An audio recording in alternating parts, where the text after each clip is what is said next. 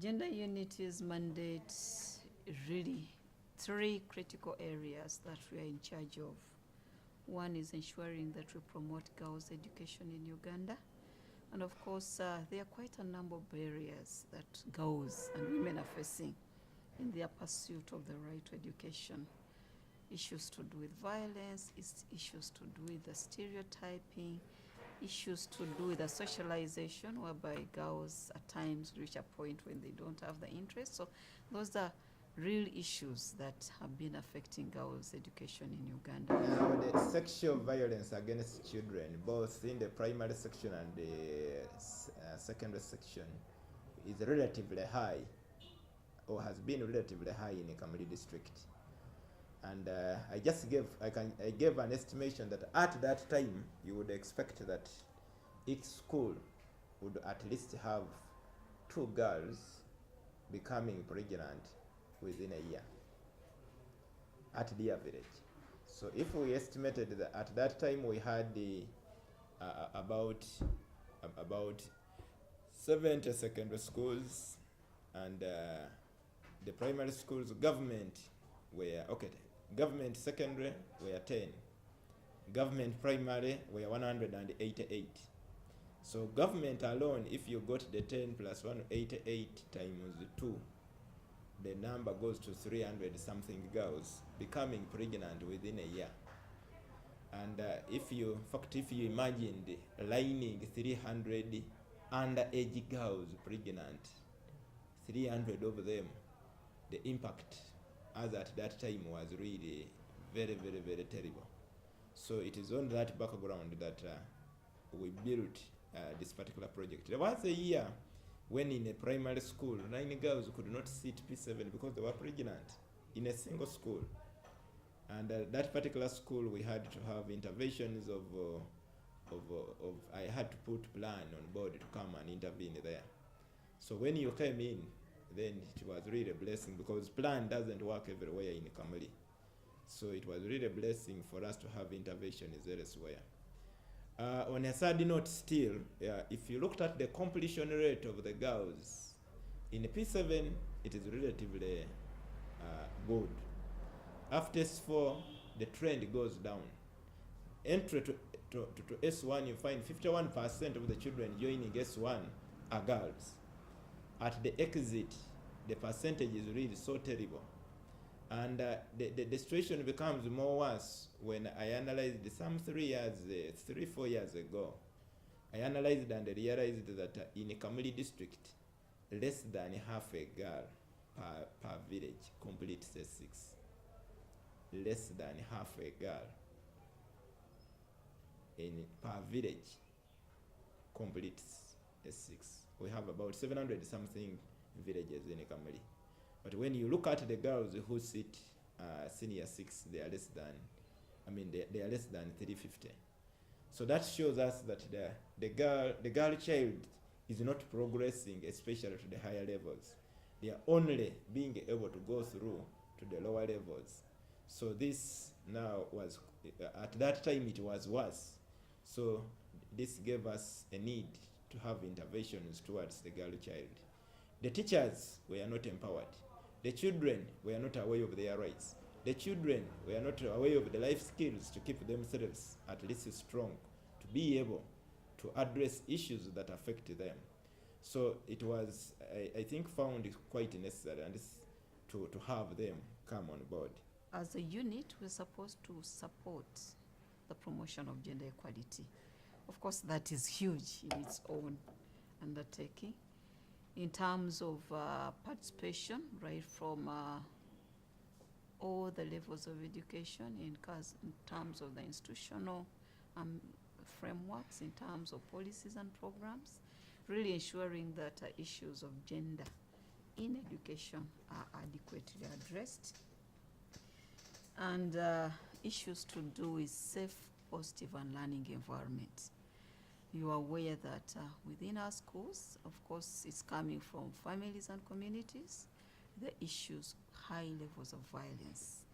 And in this case, high levels of violence against children in schools. So the gender unit is also directly responsible in terms of supporting schools, in terms of supporting different stakeholders to ensure that we create a positive and supportive learning environment to both boys and girls, but also to learners with special needs. So that basically those are our 3 areas of mandate. For us here in St. Paul Church, we have a youth group that we are nurturing. We talk to them about this AIDS scourge, the dangers of the AIDS scourge, then the dangers of early marriages and teenage pregnancies. We talk about them. We refer to the Bible.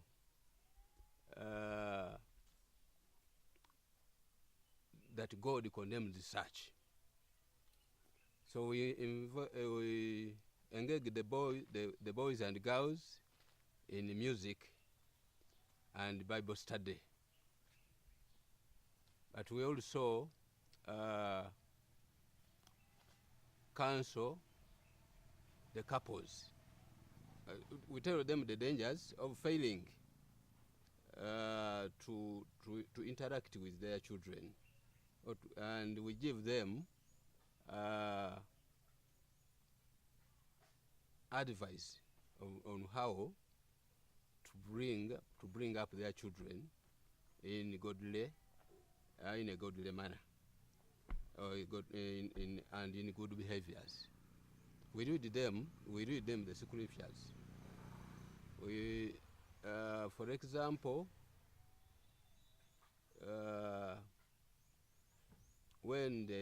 during our sermons, we talk about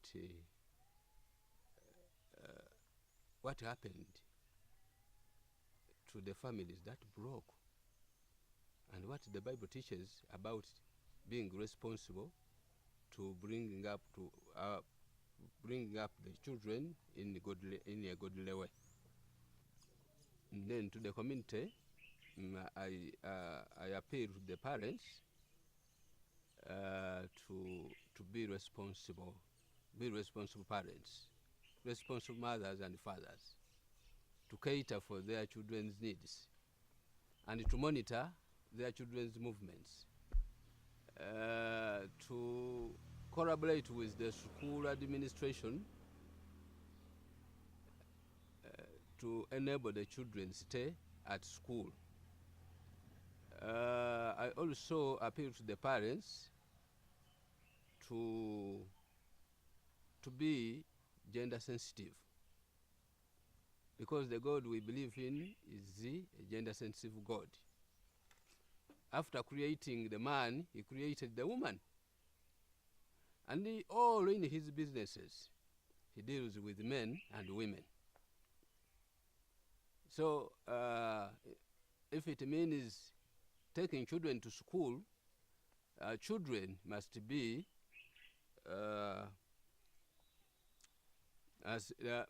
seen to be equal.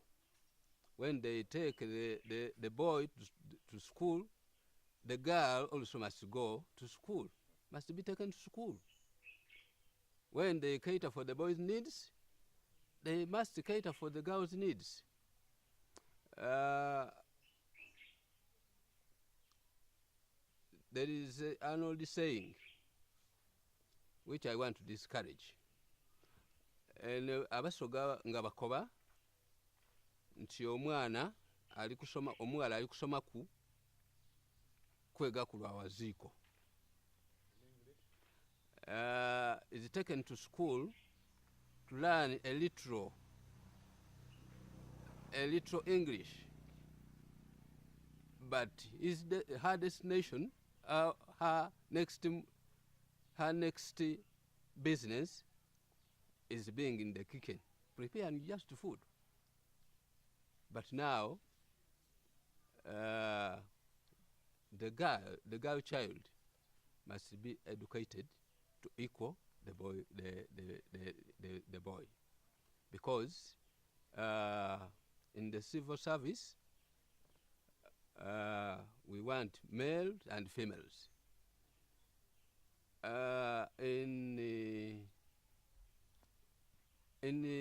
In government, local and central, there must be men and women. This is a rural senior secondary school which was founded to help the needy in this sub-county. This school is both on A level and is under the program of university secondary education. I would like to thank this organization, FAWE, for the contribution it has imparted on this school. If I can give you the background of this school and how it came in and how FAWE came in to give an impact positive impact on this school. I came into school in 2005. I came from a school that was big, which I founded, and it had over 1,300 students. I was posted here by the Ministry of Education, and when I joined the school, when I came to school, I found less than 200 students, and the majority were boys. Most of the girls were dropping out in senior 1, senior 2, and the majority, and others senior 3. By senior 4, you could have just a small number. And the major reason for dropping out was early pregnancy. This being a rural area, and the poverty is one of the major problems they experience, it seems the girls were being lured into getting married early, getting money from men, and they could fall out of school. In fact, when I came here, I found many children, what we call children mothers. You find the girls, 14 years, she's a child almost. She's a child, but she's pregnant or she has a baby. And it was common. Girls would drop out and they would not go back to school. It was actually shaming, they could fear going back to school. When FAWE came in, some ladies came here and they talked to us, and we also told them the problems we are experiencing as per the girl child.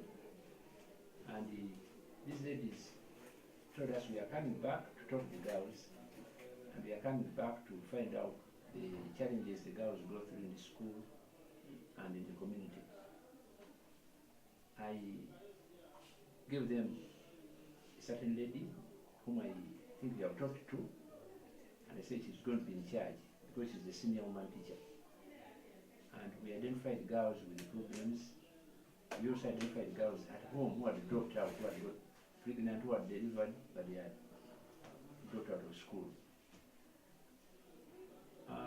From the time you have been with FAWE, many positive changes have been observed. One, we now have more girls in the school. I think you have seen many girls. We carry out medical checkup. We don't find any problem. The girl child is now performing a little bit better than even last year. We had girls in first grade, and among them were those that FAWE was sponsoring, those that dropped out. I think 3 of them got first grade, which is good.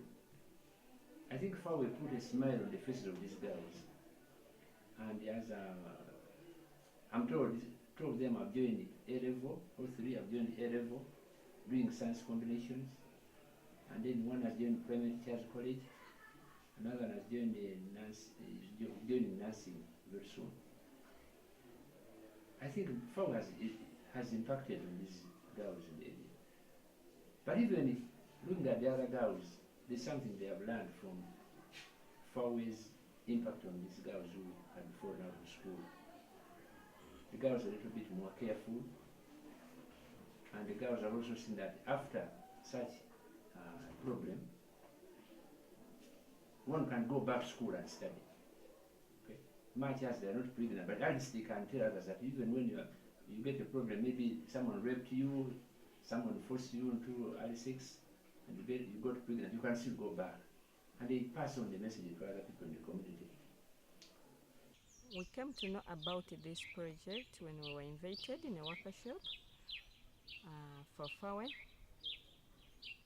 and briefed us on the aims of the project, of which the aim was to create awareness in the community and among girls about their sexual rights. The project had several things to implement. After discovering the challenges that was affecting the girls in the schools around and even within the community. Among the challenges were early marriages, child-headed homes, high rate of girls dropping out of school, and many girls were faced with a problem of domestic violence at home. And this influenced FAWE to implement this project in this region and particularly at our school. We really welcomed it because we were all faced with the similar challenges. Particularly at our school, many girls were dropping out because of several reasons and all centered at their healthy rates. So we decided to come up with a program to see how we can handle these challenges. And we designed a worker plan for the 3 years that the program was implemented in our school. And in our worker plan, we saw that it was better to deal with the school, not leaving out the boys, so we were dealing with both boys and girls, and not forgetting the entire community, because we realized that many problems come from the community. The issue of menstruation was handled seriously because many girls had not had any help at all, and they would even take a week missing lessons, claiming they are in menstruation problems. Others, they would feel inferior, like at first it was news to the boys to hear that a girl is in menstruation. So sometimes these girls would get ashamed, would feel small. But now, after implementing this project, we tried to talk to both the boys and the girls, and we would tell them menstruation is normal. Boys picked interest in it, and when we designed a program of training these girls how to make pads, male teachers and even the boys participated in the program very well. Like, I have a copy of the reusable pad. If a girl does not have a nika, at least you can use this pad, and you pad yourself, and you come in school and you stay the whole day. In fact, to add on that, the program and the project coordinators influenced the school head teacher and finally gave us what we call a changing room, so that if this pad is full, we have a room where this girl goes and changes, removes this pad and puts another one. All was the efforts of the project. We designed a program of sensitizing the teachers on the issue of girl teacher-pupil relationship, and finally it was successful, because at this moment it is hard to hear, or you can't hear anyone complaining that a teacher maybe is in love with a student. That one completely ended. We designed another program of how to handle early child marriages, and we worked hand in hand with the police nearby, such that if we could hear any case and we could not solve it, then we would involve the law and they would help us. I'm a child mother. I got pregnant when I was in Form 2. By the time I was in P6, my studies was coming to an end. I tried to talk with my friends. Someone went back and convinced someone, that boy, the one who pregnanted me, that there is a girl there who is going to stop studies when I was the one. He told me that he's going to pay everything, paying school fees, buying requirements, and everything. He bought for me some books. I completed my primary level. Then I went on secondary level. By the time I was in Form 2, first term, I got pregnant with that man. After telling him that I'm pregnant, he runs away. He convinced me that he's going to give me money for school fees, because my parents, they told me to end in P6, that they don't have further money for education. So that man convinced me that he's going to pay everything, and I accepted. So after producing my child, I was at home and I heard the news from Umblamt FM, when they want people who have children to go back to school, people who are very poor. And even that madam came to our place. She told me, with Chaimani, they told me about that. So I accepted, because I want to study so much. Fawe helped me, and I completed my O-level. But now I'm just sitting at home. I don't have money for further education. Now I want Fawe to help me again. I want to succeed.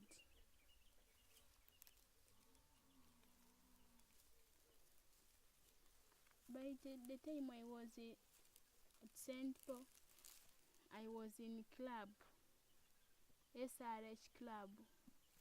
We used to wave mats, and boys were used to make ropes and so many things. But for me, I decided to wave mats, because I get some money from there, which keeps me and my child. I have learned how to make mats, baskets, and I'm earning money. I learned so many things in the club, in ASRHR club. No sex, no playing sex with men, and to teach my friends, if they get pregnant, they don't abort. Abortion is not good. They can die. I have taught others who have already got children to go back to school. Some are still there. They are studying, other than they are in Form 4 now.